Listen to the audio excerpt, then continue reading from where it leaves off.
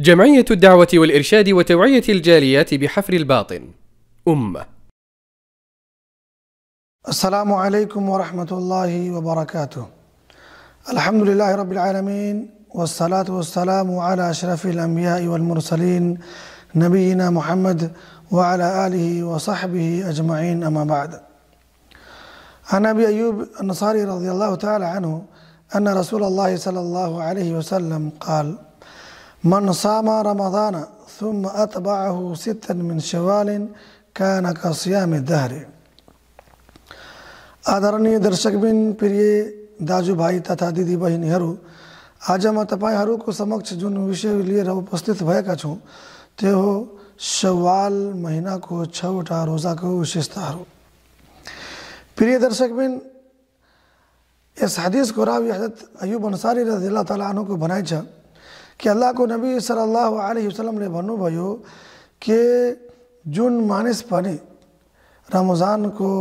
रोजा राख्छ, यानी रमजानको व्रत बस्छ अनि त्यसपछि शव्वालको 6वटा व्रत बस्छ, त्यो पुरै 1 वर्षको रोजा राख्ने जस्तो छ, पुरै 1 वर्ष व्रत बस्ने जस्तो छ। यो हदिस मुस्लिम शरीफको 1164 नम्बरको हदिस हो अनि सुनन तिर्मिजीमा पनि यो हदिस 759 नम्बरको हदिस छ। अनि अल्लाह रब्बुल आलमीनले जुन मान्छे यस महिनामा 6वटा रोजा राख्छ अनि त्यसको सवाब यति धेरै बढी दिनु हुनेछ अनि त्यसको अन्दाजा तपाईँ यो हदिसबाट लगाउनु सक्नुहुन्छ कि बुखारी शरीफको 1894 नम्बरको हदिसमा अल्लाहको नबी सल्लल्लाहु अलैहि वसल्लमको भनाइ छ, जसको रावी हजरत अबू हुरैरा रज़ियल्लाहु ताला अन्हु के वल्लज़ी नफ्सी बियदिही लखुलूफु फमिस साइमी अत्यबु इंदल्लाहि मिन रिहिल मिस्क, के उस अल्लाह को कसम छ जसको हाथमा मेरो प्राण छ कि जुन मानिसहरू रोजा व्रत बस्ने छन् त्यसको मुखको गन्ध अल्लाहको नजदीक कस्तुरी भन्दा बढी पनि राम्रो हुनेछ अनि सुगन्धित हुनेछ। अनि अल्लाह रब्बुल आलमीनको भनाइ छ कि यत्रुकु तआमहु व शराबहु व शहवतहु मिन अजली अस्यामु ली व अना अजज़ी बिही वल हसनतु बिअशरि अम्सालिहा, के यो मेरो बन्दा मेरो लागि आफ्नो खानपान छोडेको छ अनि मेरो लागि आफ्नो इच्छाहरू छोडेको छ अनि यो रोजा मेरो लागि छ, यसको पुण्य पनि मैले नै दिनेछु अनि जति पनि पुण्य छ, जति पनि सवाब छ त्यसको सवाब 10 गुना बढी पाइनेछ। प्रिय दर्शकबिन, यानी जुन मानिस पनि अल्लाह रब्बुल आलमीनको माथि इमान राखेर 1 महिनाको व्रत बस्छ, रमजानको 1 महिनाको व्रत बस्छ अनि त्यसपछि शव्वालको यो 6वटा रोजा राख्छ, अल्लाह रब्बुल आलमीन त्यसलाई 1 वर्ष बस्ने जस्तो सवाब दिनेछ। अनि यसको तरिका के छ, यस्तो होइन कि तपाईँ ईद उल फित्र भएपछि, ईद मनाएपछि लगातार रोजा राख्नेछ, त्यस्तो होइन। तपाईको आफ्नो इच्छा अनुसार तपाईलाई जसरी टाइम मिल्छ 2-4 दिन 5 दिन पछि, यस्तो पनि हुन्छ नि कि कसैको घरमा पाहुनाहरू आउँछ, कुनै साथीहरू आइहाल्छ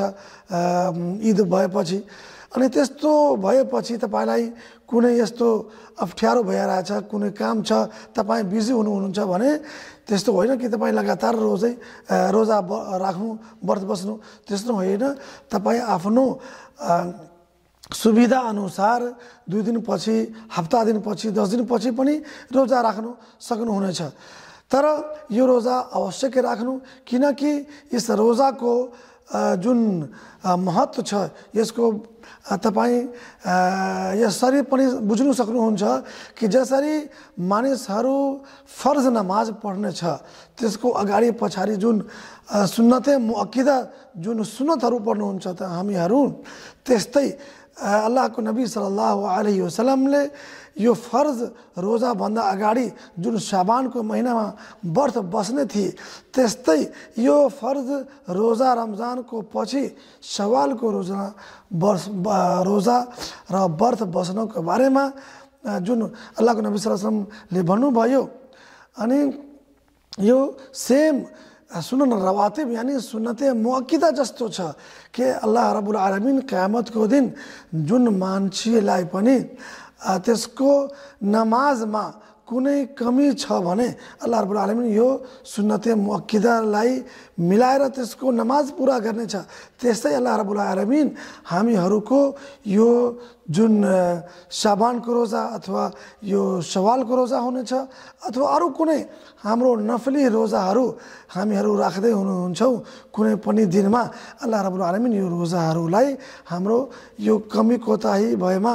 यानी जुन फर्ज रोजा छ त्यसमा कमी कोताही भएपछि यसलाई पुरा गर्नेछ। त्यसका लागि हामीहरूलाई आवश्यक रूपमा यो रोजालाई राखेमा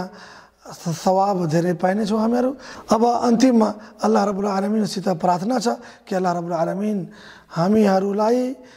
यो शवालको महिनाको रोजा राख्नका लागि तौफिक दियोस् अनि रमजानको महिनामा जुन पनि इबादत र रोजा राखेका थिए हामीहरू त्यसलाई पनि कबुल गरोस्। आमीन। व आखिरु दावाना अनिल हम्दुलिल्लाहि रब्बिल आलमीन व सल्लल्लाहु अला नबीना मुहम्मद व अला आलिहि व सहबिहि अजमईन। वस्सलामु अलैकुम व रहमतुल्लाहि व बरकातुहू।